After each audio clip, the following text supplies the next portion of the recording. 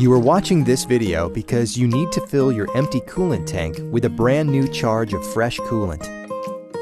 You might be wondering, what's the best concentration for my coolant? Concentrations ranging from 6 to 10% provide optimal performance for most coolants. Check with your coolant supplier just to be sure. Let's look at a quick and simple method to mix your coolant. We'll be filling the tank on this VF3YT. For the Haas 55-gallon tank, you will need 4 gallons of concentrate to put your coolant in the middle of that 6 to 10% range. We need to mix these 4 gallons of concentrate with water before adding them to the tank. When mixing concentrate with water, we always use a 4:1 water to concentrate ratio. Remember, we have 4 gallons of concentrate. This means we need to mix 4 total buckets using this ratio. When you start a new batch of coolant, like we are here, it is best to use tap water. The minerals in the water provide surfaces for the oils and additives to adhere to, giving the best mixture for most coolants. Add the 4 gallons of tap water first to a graduated bucket. Then add 1 gallon of concentrate. Mix all of it together. Remember to always add the water first and then add the concentrate, and never the other way around. Here is a visual demonstration of mixing both the right and wrong way. On the left is the correct sequence, where concentrate is poured into the water. You can see how easily the concentrate disperses. On the right, we start with concentrate in the container. This is incorrect. As the water is poured in, you can see that it tends to clump together separately from the concentrate. Although this abnormal concentration is purely for demonstration purposes, we see nonetheless that the water doesn't mix readily into the concentrate. With everything mixed together in the proper order, empty the mixed bucket into the tank. When we've added the 4 mixed buckets, all the concentrate we need is now in the tank. Now, all that's left to do is top off the tank. But how should we top it off?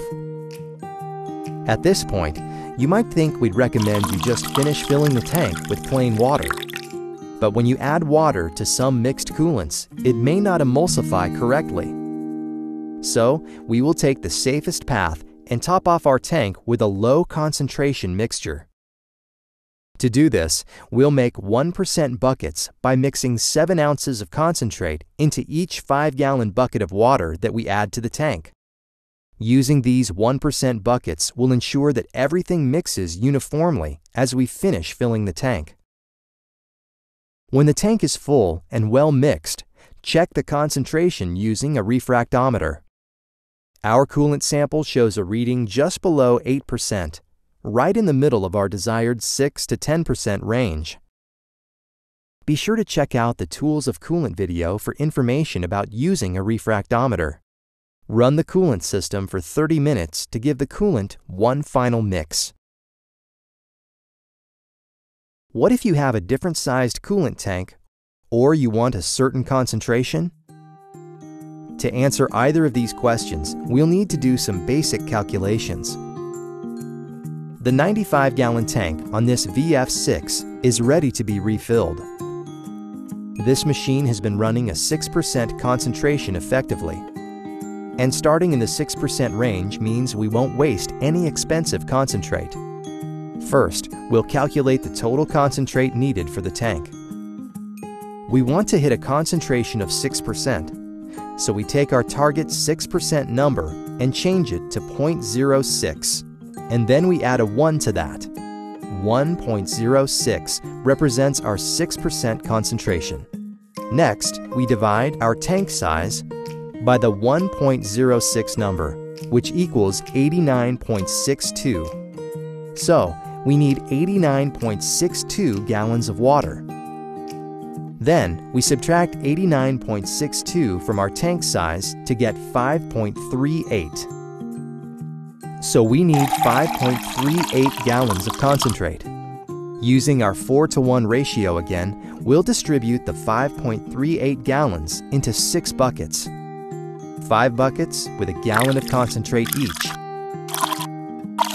And the 6th bucket gets the final 0.38 gallons of concentrate. Remember, using the graduated bucket again, it's 4 gallons of tap water first, and then 1 gallon of concentrate until you get to the 5-gallon mark. Mix it completely and pour it in the tank. Now, all the concentrate we need is in the tank. All that's left to do is top off the tank and mix thoroughly. Unfortunately, this machine has been using a concentrate that does not emulsify very easily. So, once again, we will make 1% buckets to fill the remainder of the tank. With the tank full, we can take our reading. Despite using 1% buckets to finish filling the tank, our refractometer still displays a value of just above 6% bricks, meaning this 1-to-1 ratio coolant also has an actual concentration of just over 6%. Reinstall the tank cover panels, push the tank under the machine, and drop the pumps and level sensor into place. Run the coolant system for 30 minutes to finish the mixing. For more information on topping up your coolant tank, the tools of coolant maintenance, and an overview of coolant maintenance, see our other videos in this series. Thank you for watching.